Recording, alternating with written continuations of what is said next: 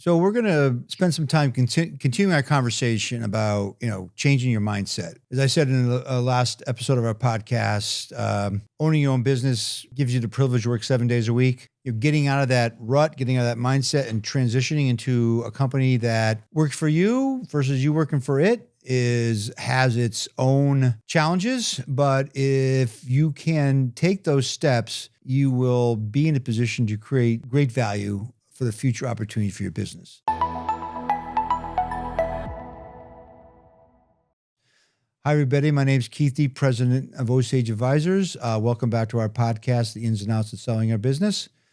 So to help us through this conversation, we're happy to have back Andrea Brown of Frequency 110, CEO founder. Andrea, thank you for taking the time to come back. It was a very exciting, interesting conversation about helping business owners make that conversion to value creation versus just running their company.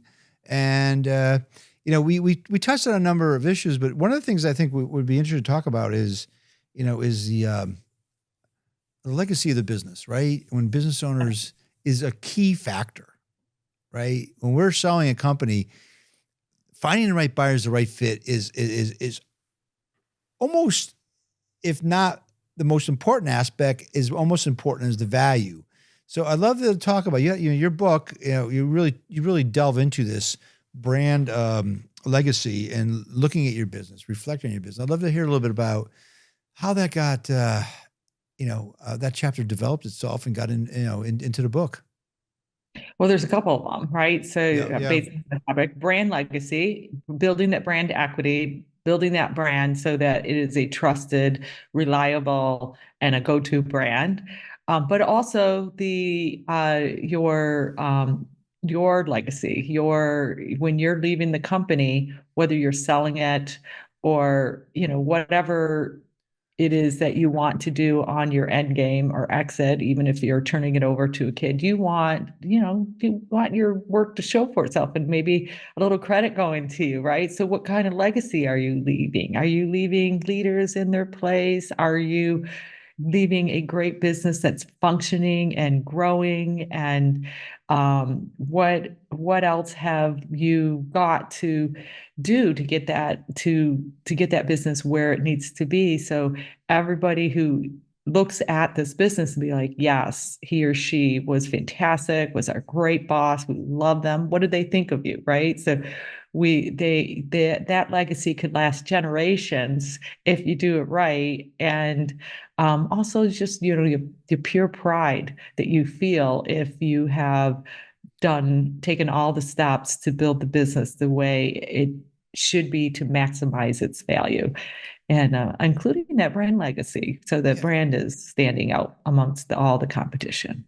Yeah, when we do a calculus on evaluation, we don't look. People think of value, they think of price, right? We don't take that approach. We look at it's multiple, including legacy of the firm, the culture developed, right? The employees who've helped get you where you are today, and then of course the price, right? They all have to fit, right? They all have to, and if they don't, business processes and procedures too, right? Because that has to be in place. Because what if you purchase a business and then half the staff leaves because they you just don't want to work for that new company. They don't like change, or they're, whatever reasons they decide to leave because of the sale. You want to be able to put people in those positions and have those processes already ready to go. So anybody who hops into that position know exactly what they're doing, know exactly what needs to be done, and can just hit the ground running. Yeah. I mean, buyers, when they get new diligence, spend a lot of time on the operational end of it, right? Who's doing what? So, Andrea, when we talk about the sales process, owners tend to be close to the vest, and a lot of times don't involve or bring in their key employees until later on in the process, which could be somewhat disruptive if not handled properly. And we talked about this other podcasts, is talk about rewarding people for help you create this value through a stay bonus. And some owners are very open, and they are generous with their employees, and some are a little more resistant to it for whatever reason. But you don't want to be in a position where you have key employees that are going to be instrumental to the next phase or new buyer, and have an infighting behind. Because if that spills over and the buyer sees that, that could kill the deal, right? So, as part of the legacy of your firm is most owners, if not all, pay stay bonuses to key people. So, I mean, in your chapter on leadership legacy and making that transition, I'm sure you've had those conversations about rewarding of key people. How, do you have any examples that you want to share with us about how that went for you or went for the owner you talked to? That I mentioned, I had a company that I worked for that was purchased, and let go of the executive team. There was no, our leader was very elderly, and there was no conversation, and some people were blindsided, which was awful, and it really disappointed them. There was others that felt there was people that worked there for 25, 30 years and, were integral part of building that business. Even if it was a manufacturing, even if they worked on the factory floor and working there for 30 years, you would think there would be some kind of reward for building this business and getting it where it was and being part of that. And I don't think there's nothing against the leadership, because I just think their mindset was just a little different than a modern mindset, or thinking about, what's going to happen when I walk away. And these people, I think they just thought, well, nothing will change, right? Because I insured it with the new owners that nothing will change and we'll just keep going as status quo.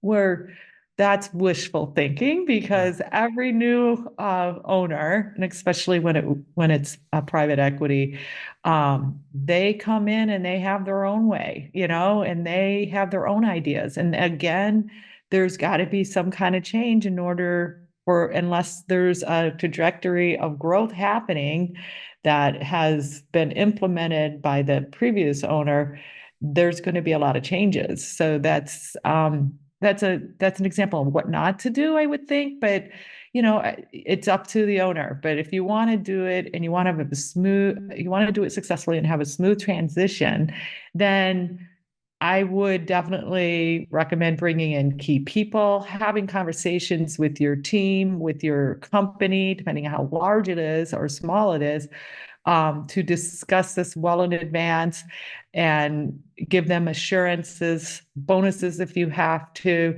because there's always going to be a running scared factor, no matter how you handle it, right? No matter what you do, the employees are going to have a fear factor in them of what's going to happen to me, what's going to happen to my business. We really like it the way it is.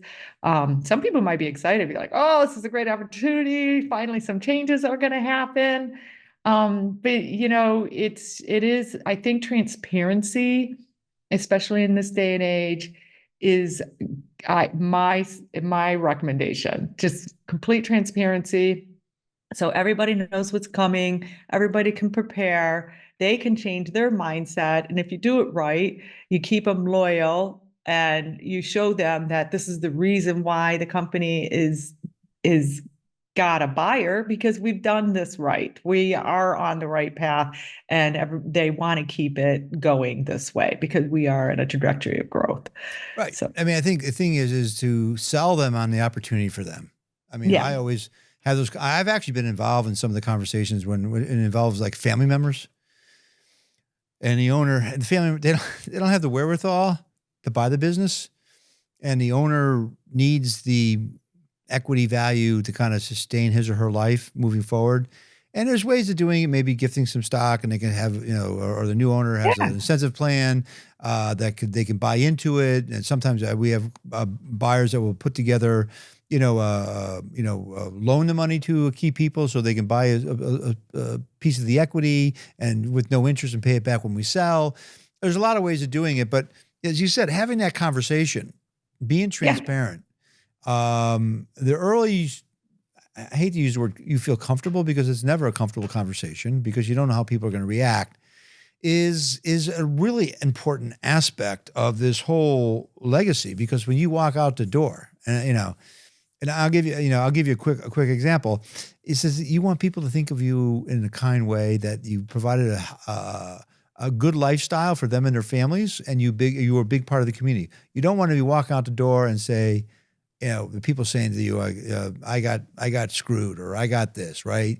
And we had Yeah, a client, it goes back to your brand equity, right? right? So Exactly. people out there bad mouthing, which have them sign anything you want. If they're upset, they're upset. So Right. And yeah, we had a client we sold a few years ago where, it was imperative that the business stayed at least for 5 years in the community that it's been there for 100 years.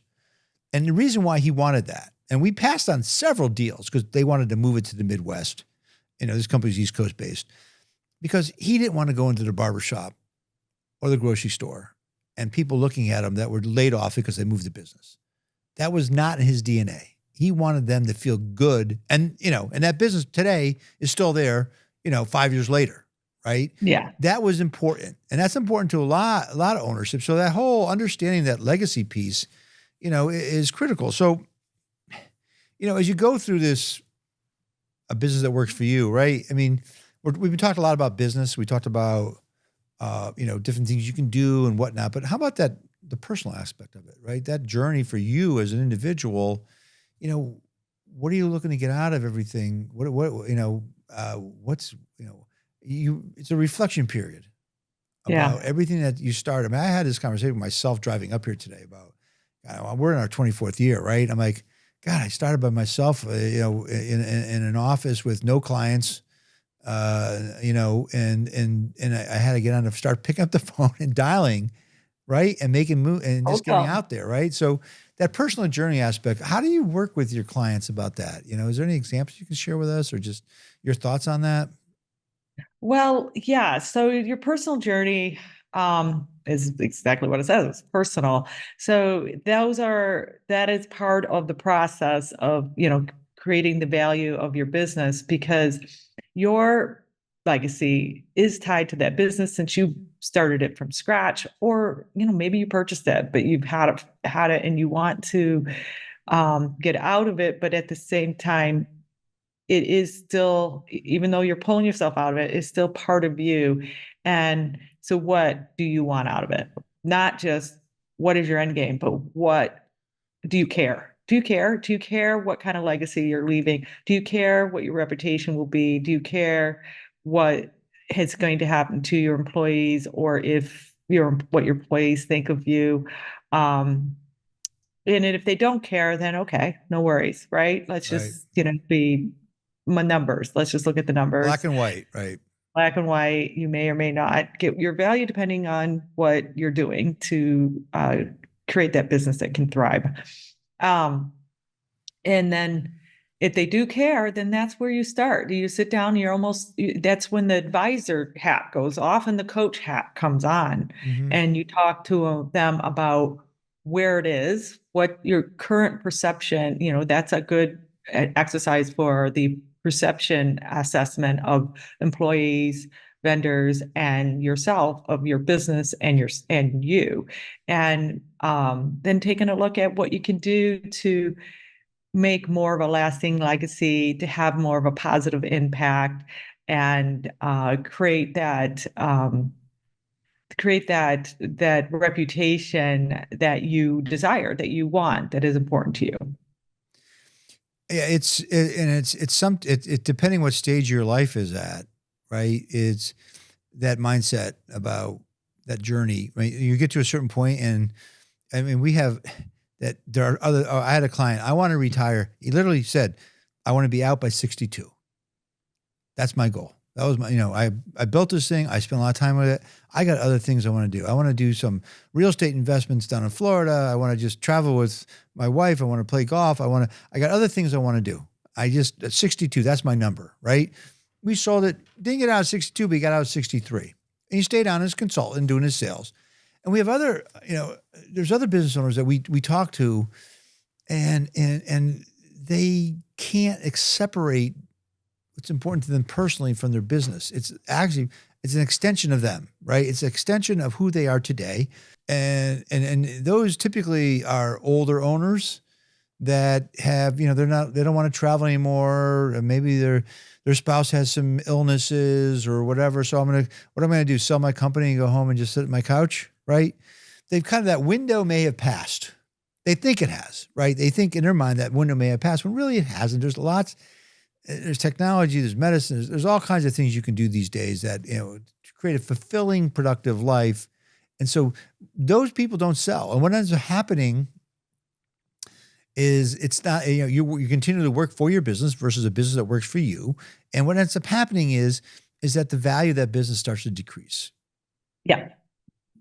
Because buyers come in and say, okay, I like the company, but you're not going to be here. And, are we going to hire you as a 2 or 3 year employment agreement at 74 years old to work for us? A lot of risk associated with that, just because of the age, nothing else. Well, if the business is going to fall apart without that owner, it's not an attractive business to any buyer, really. Right. Yep. And staying on as a consultant for 2 years may not solve that problem, because will things change? Will the mindset change? Right. So that's where the coach hat comes on that leadership legacy, is the what's next, right? So what does life look like outside of the business? Okay, there is no life outside the business. Gotcha. So what do you want it to be? You just start asking the right questions of what do they want, what's important to them, what do they like, and try to get them to start seeing the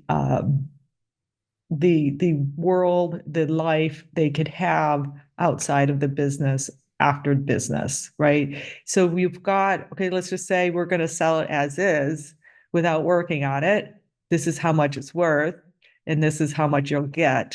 What can you do with that kind of money? Right. If you want to continue working, there's a lot of people looking for investments, but let's think about what kind of life you could be leading outside once you sell the business with these funds. Yeah. Yeah. And look, at the end of the day, if you are able to pivot from that mindset of working, the privilege of working 7 days a week, like I talked about when we started this, to a point where you're working for a business that's self-sustaining, that you are part of, that you're enjoying, that you're able to balance multiple aspects of your life around the business. At the end of the day, the value proposition is going to be much higher. It just is. And you'll have a much more fulfilling legacy for when you decide to, exit at some point in time. So, you start thinking about that now. That's what the book is all about. It's, right. Your end game is your strategy throughout the whole life of the business. But all of these aspects, including the brand legacy, the leadership legacy, all of that needs to start working now, so that when you're ready for your exit, and right. What life is going to be like outside of the business. As the saying goes, when should you start thinking about selling your business? The day you open it. Yep, exactly. Or exiting your business, because are you going to give it to your kids, right? Right, so exactly. What does that look like? Right. And then where's your, if that's the deal, how does that look? You got to look at all that. And then, if you're just building a business to take public or to get bought out by Amazon, that's a whole different story. But at the same time, it is all the same process. It is all the same pieces that need to be in place to make your business as valuable as possible and ready for sale or investors. Well, Andrea, this has been fantastic. I think we can probably talk for hours on all these subject matters, but I just want to thank you for being here today. For our audience, Andrea Brown, founder, CEO of Frequency110.com, author of the book, A Business That Works for You. Thank you for being here. Hopefully I can reach back out to you in a future date and have you back on. I think we could probably talk for hours, and thanks again for being here. I would love that. I think I have another book in me. So all right. Well, I'm looking forward to reading it. Okay, cool. Thank you, everybody. Thanks for being here today for our podcast, The Ins and Outs of Selling a Business. If you enjoyed it, please feel free to subscribe to our YouTube channel. Again, my name is Keith D., President of Osage Advisors. To learn more about Osage and how we work with business owners selling to companies, please visit our website at osageadvisors.com. If you have any questions, you can email me at kdee@osageadvisors.com, or feel free to pick up the phone and give me a call at 860-767-3273, extension 1001. Thanks again, and have a great day.